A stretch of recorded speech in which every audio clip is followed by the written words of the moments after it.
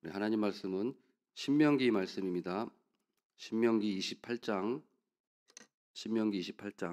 15절에서 24절까지입니다.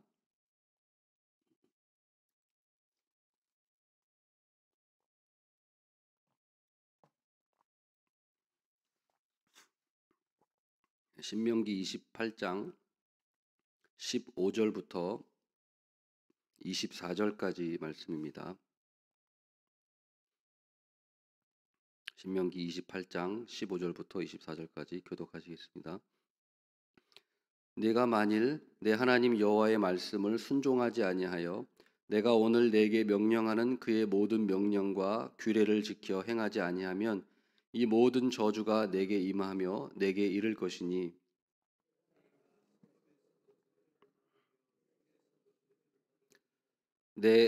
내 광주리와 또 반죽 그릇이 저주를 받을 것이요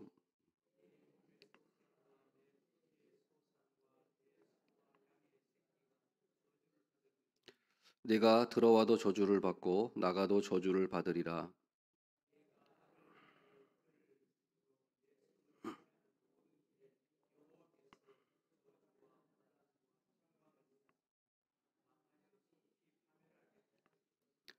여호와께서 내 몸에 연병이 들게 하사 내가 들어가 차지할 땅에서 마침내 너를 멸하실 것이며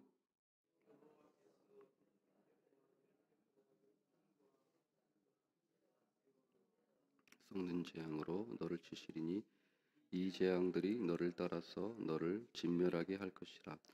내 머리 위에 하늘은 노시 되고 내 아래의 땅은 철이 될 것이며 여호와께서 비 대신에 티끌과 모래를 내 땅에 내리시리니 그것들이 하늘에서 내 위에 내려 마침내 너를 멸하리라. 아멘.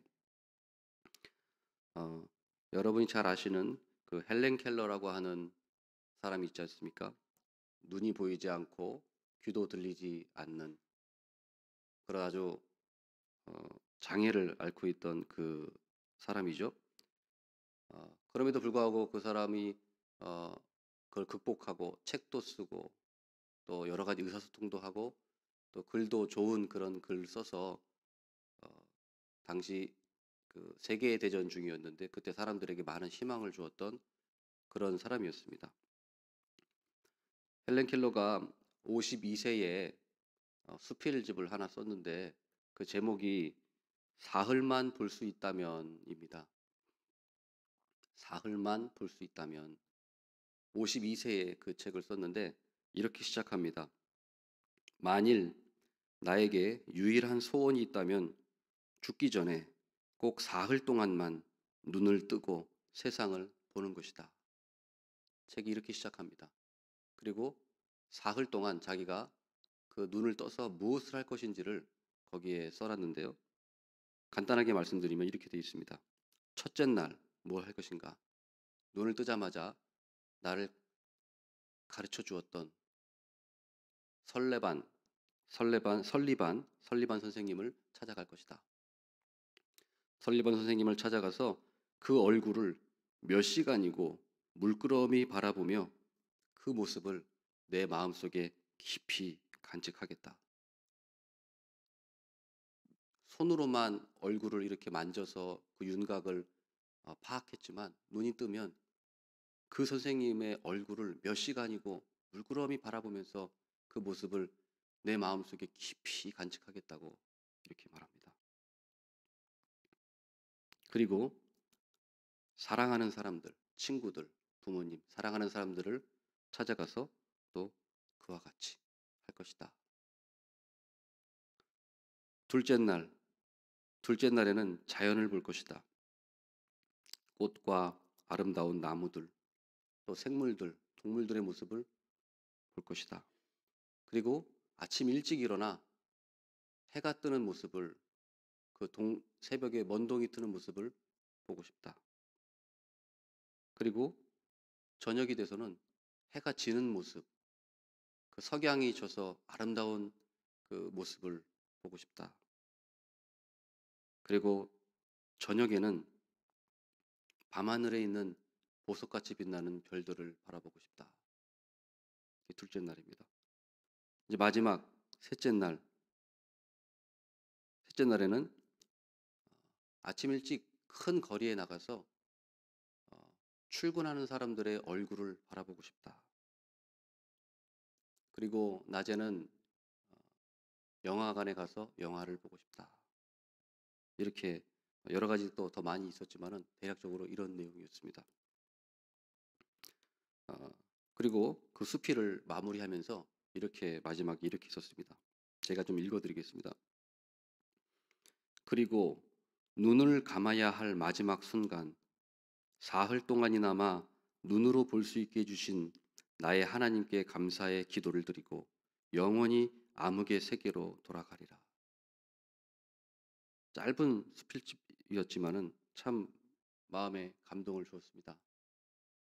특히 마지막에 이 기도, 눈을 감아야 할 마지막 순간에 사흘 동안이나마 눈으로 볼 수 있게 해주신 나의 하나님께 감사 기도를 드리고 영원히 암흑의 세계로 들어가겠다. 이렇게 하고 수필을 마무리했습니다. 이 헬렌 켈러가 소원이었던 게 바로 단 3일 동안만 눈을 뜨고 보는 것입니다. 이 헬렌 켈러의 소원을 우리는 사흘이 아니라 평생을 그 소원을 우리는 살아왔습니다. 몇십 년 동안 우리는 살아왔죠. 우리는 그게 평범한 삶이고 당연한 삶이라고 생각했지만 누군가에게는 눈을 뜨고 보는 것이, 그것도 사흘만 눈을 뜨고 보는 것이 유일한 소원이었다는 것이죠. 우리가 오늘 누리는 이 삶이 누군가에게는 정말 살고 싶은 그런 하루였다는 것입니다. 하루일 수도 있다는 것입니다.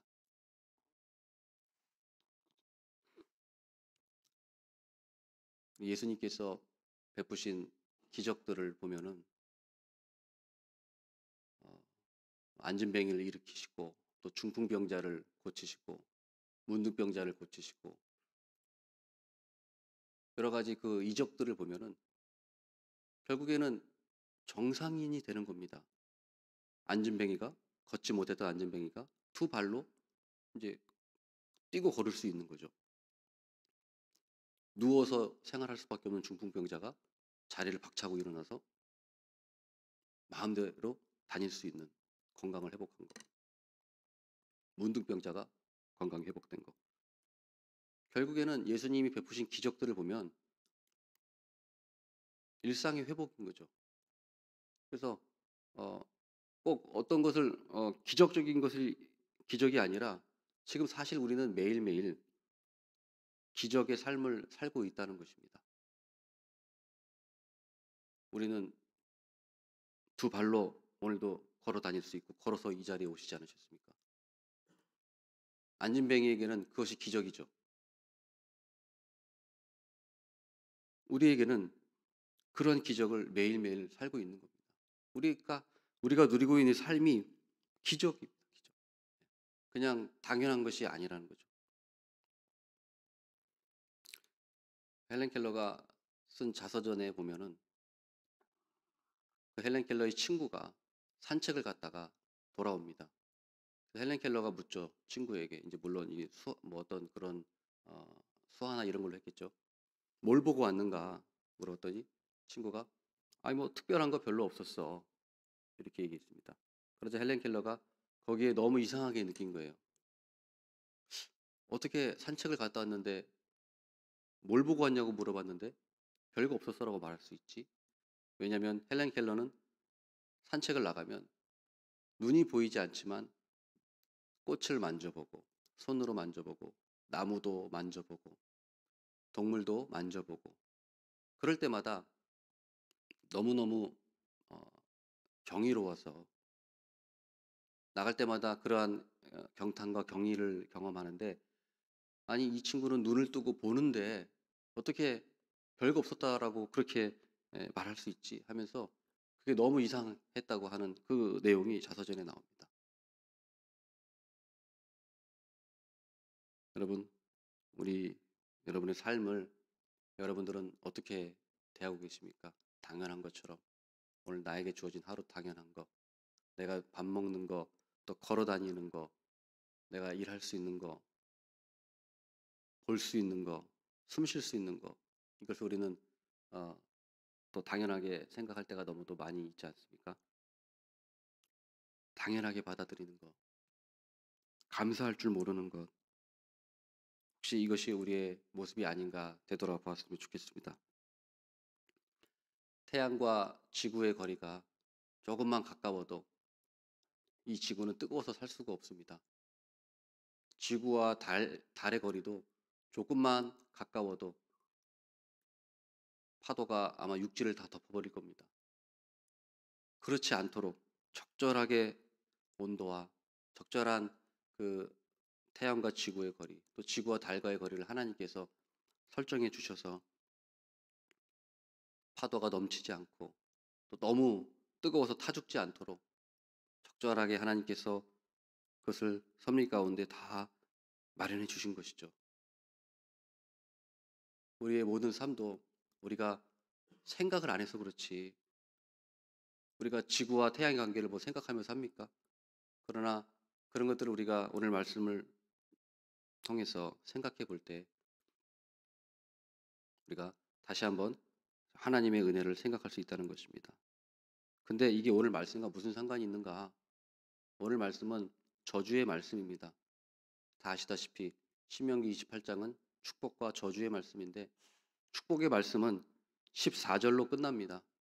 그리고 나머지 60 몇 절까지는 다 저주의 말씀입니다. 축복의 말씀은 5분의 1밖에 되지 않습니다. 5분의 4는 저주의 말씀이죠. 왜 이렇게 그 비율이 차이가 날까요? 한 반반, 50% 50% 해주면 좋을 텐데 축복의 말씀은 짧고 저주의 말씀은 몇 배로 더 깁니다. 왜 그럴까요? 이것은 우리를 저주하겠다고 하시는 것이 아니라 우리 어, 인간의 그런 죄성과 타락이 얼마나 큰지를 보여주시는 것입니다. 그리고 오늘 특별히 오늘 본문의 말씀을 보면은 불순종할 때 우리가 또 받는 그 저주에 대해서 이렇게 나오고 있습니다만은 사실 이, 이 저주는 끔찍하죠.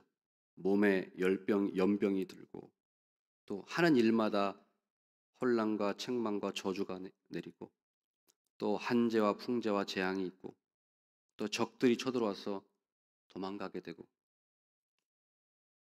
또 전쟁이 나서 우리가 다 읽진 않았습니다만 뒤에 또 그런 부분이 나옵니다만은 전쟁이 나서 도망가게 되고 시차가 돼서 짐승의 밥이 되고 또 정신병이 생기고 또 헛수고를 하게 되고 내가 아무리 수고해도 그 소산을 먹을 수 없게 되는 뭐 등등의 여러 가지 그런 정말 끔찍한 저주들이 이렇게 여기 많이 나옵니다. 근데 문제는 이 저주는 이 저주를 우리가 당하지 않으려면은 하나님의 말씀을 다 지켜야 합니다. 하나도 빠짐없이 다 지켜야 됩니다. 오늘 말씀 15절 말씀에 보면은 다 지켜야 된다고 나옵니다. 내가 만일 내 하나님 여호와의 말씀을 순종하지 아니하여 내가 오늘 내게 명령하는 그의 모든 명령과 규례를 지켜 행하지 아니하면 이 모든 저주가 내게 임하며 내게 이를 것이니. 이 율법의 말씀을 하나도 빠짐없이 다 지켜야만 돼요. 그래야 축복을 받고요. 하나라도 어기면 저주를 받게 됩니다. 우리는 이 율법대로라면 저주받을 수밖에 없는 존재입니다. 인간이 아담의 후손이기 때문에 타락하고 범죄해서 죄성이 있고 타락한 본성으로 인해서 죄를 질 수밖에 없습니다. 성경의 역사도 그렇죠. 이스라엘이 하나님의 말씀을 받았고 선민이고 그렇게 하나님의 사랑을 받았음에도 불구하고 역사적으로 어떻게 됐습니까? 결국에는 우상 숭배하고 율법을 지키지 않고 우상 숭배하고 함으로써 바벨론에 멸망한 것이 역사이고 그 이후로도 마찬가지입니다. 또 우리의 현실을 봐도 우리의 모습들을 볼 때 우리가 물론 하나님 말씀을 지키려고 우리가 노력을 하지만은 우리 안에 있는 그런 죄악된 본성과 여러 가지 부패한 것들이 드러나서 나는 정말 저주받을 수밖에 없는 존재구나라는 것을 우리는 느낄 수밖에 없습니다. 한마디로 우리가 율법에 의하면 우리는 저주받을 수밖에 없는 존재라는 것입니다. 그런데 이 저주를 누가 담당하셨습니까? 갈라디아서 3장에 나옵니다. 갈라디아 3장 13절에 그리스도께서 우리를 위하여 저주를 받은 바 되사 율법의 저주에서 우리를 속량하셨으니 기록된 바 나무에 달린 자마다 저주 아래에 있는 자라 하였습니다. 이 저주를 우리가 받아야 되는데, 아담의 후손인 우리가 받아야 되는데 예수님께서 대신 받으셨다는 것입니다. 우리가 받아야 할 저주를 예수님이 받으시고 우리는 대신 복을 받는 것입니다. 이는 그리스도 예수 안에서 아브라함의 복이 이방인에게 미치게 하고 또 우리로 하여금 믿음으로 말미암아 성령의 약속을 받게 하려 함이라. 저주는 예수님이 가져가시고 복은 우리에게 주셨습니다. 만약에 예수님이 이 땅에 오시지 않으셨다면, 우리를 위해서 대신 죽으시지 않으셨다면 이 오늘 신명기 말씀에 있는 저주를 우리가 받아야 됩니다. 살아가면서 받아야 되고, 살아가면서 받는 저주는 지옥에서 받는 저주에 비하면 아무것도 아니죠. 영원토록 우리가 지옥에서, 여기에 신명기에 나오는 이 저주의 말씀 그 이상으로 우리가 지옥에서 영원토록 받아야 되는데, 예수님께서 대신 우리의 저주를 받으시고 가져가시고 우리에게는 영생의 복, 우리에게는 평안의 복, 우리에게는 여러 가지 하나님의 하늘의 복으로 우리에게 주셨다는 것입니다. 우리가 이것을 꼭 기억하며 살아가야겠습니다.